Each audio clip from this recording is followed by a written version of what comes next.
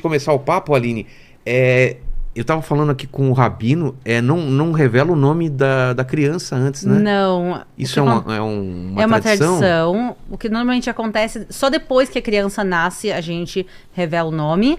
Dos meninos é no 8º dia, quando é a circuncisão. Das meninas não tem uma data exata, mas é depois do nascimento. Então, por exemplo, eu já tenho um filhinho, Yair Yudá, e o nome dele, nem meus pais sabiam até o dia da circuncisão. Então imagina, quando a criança nasce no hospital... Chama como?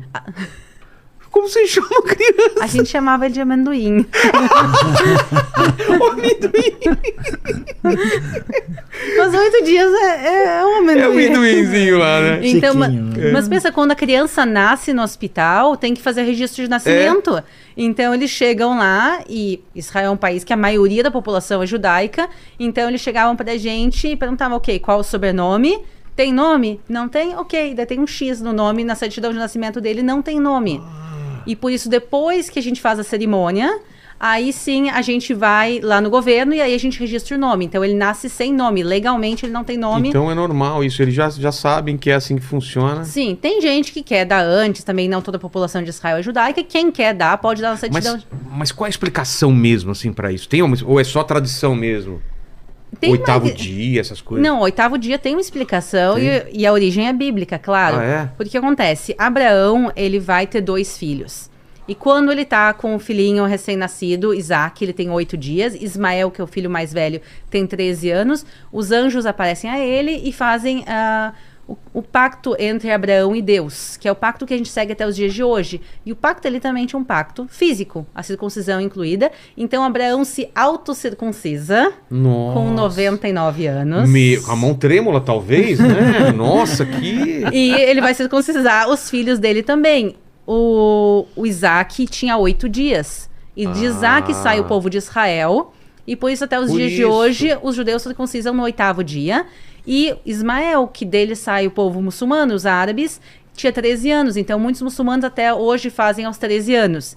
Eu acho que aos 13 anos deve ser mais difícil. Com certeza, né? Então, eles fazem normalmente até os 13 anos. Agora tem gente fazendo mais cedo. Mas a ideia de fazer o 8º dia é seguir justamente esse pacto.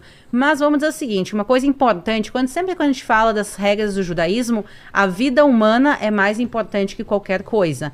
Então, antes da circuncisão, a gente leva as crianças ao médico. Tá. O médico checa.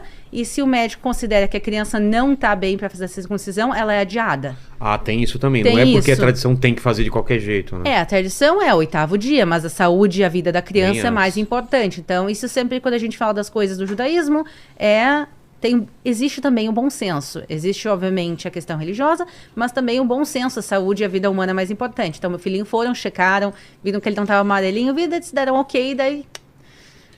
Aline, tô muito feliz de você estar aqui no Brasil, tô muito feliz mesmo, porque, como eu tô falando antes de começar o programa, eu tenho lembranças maravilhosas da minha viagem a Israel, espero que não seja a última.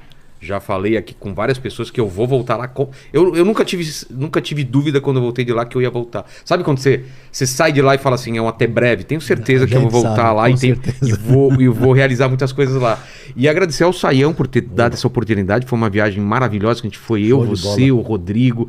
E quantas pessoas tinham lá? 93. Então 2 delas estão até aqui, né? Exato, viraram meus amigos aqui. Vem aqui, aparece na câmera aqui. Aí, vamos lá. Né? Tiveram lá. Eles vão estar com o microfone também, a gente vai falar um pouco da experiência que foi lá. Baixa aqui. Opa, que beleza. Ó lá a câmera pra vocês. Tá aparecendo aí. Legal. Então, obrigado demais. Vocês vão estar com o microfone aí e vão participar da conversa também. Tá bom? Legal. Fiquem à vontade aí. Beleza. Saiam, é o seguinte. Eu vou pedir o presente inútil pra Aline, que você não trouxe, porque né, já é de casa. O ressentimento crescendo a cada dia. Depois da live a gente conversa, tá? Mas o tema que a gente pode falar, podemos falar que somos irmãos, né? Judeus e cristãos tem uma... Então, nem sempre foi assim. Eu acho que aqui nós 3 a coisa tá de boa. Apesar de ser corintiano, a gente, né? Releva. Dessa vez passa, né? Mas assim, a história não é bem assim, né? Então a gente tem uma história de desencontro, a gente tem uma história de incompreensão, a gente tem uma história de perseguição, a gente tem uma história de interpretação equivocada.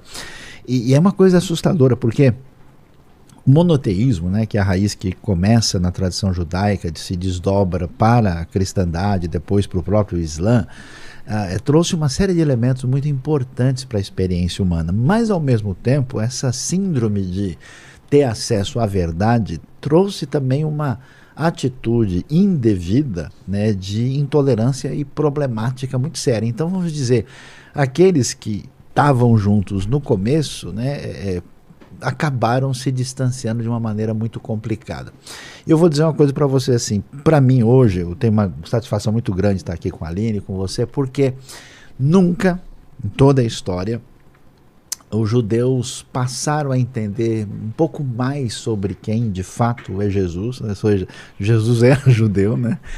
E nunca também a grande parte da cristandade passou a enxergar de maneira diferente Israel e o povo judeu. Então eu acho assim que esse lance é legal, mas olha, a história é pesada. É pesada? Tem uns lances assim. Então vamos passar por isso também. Vamos falar muito de Jerusalém e Israel, né? Sim. Dos pontos, como a Aline tem um canal maravilhoso, né? Que inclusive a gente recomenda demais que você se inscreva lá. Eu já tô até com ciúme e inveja aqui.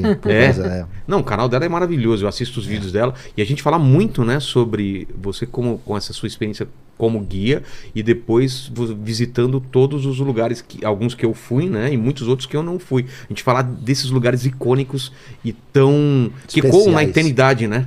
Que você tá lá, tá pisando onde Jesus pisou, onde aconteceu tanta coisa, né? Não, quando tu falou que quando tu terminou a viagem, tu tinha certeza que tu queria voltar, eu vejo isso nas pessoas. Quando as pessoas chegam a Israel, a expectativa é alta normalmente. E no final da viagem, todo mundo sempre diz...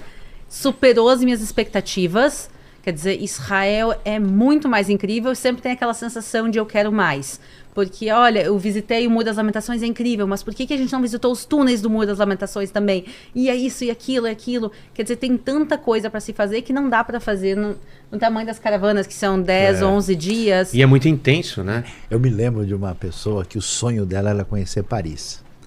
E a gente foi via Paris. Deu uma passada em Paris, ficamos um dia, ela foi na Torre Eiffel, ela dormiu.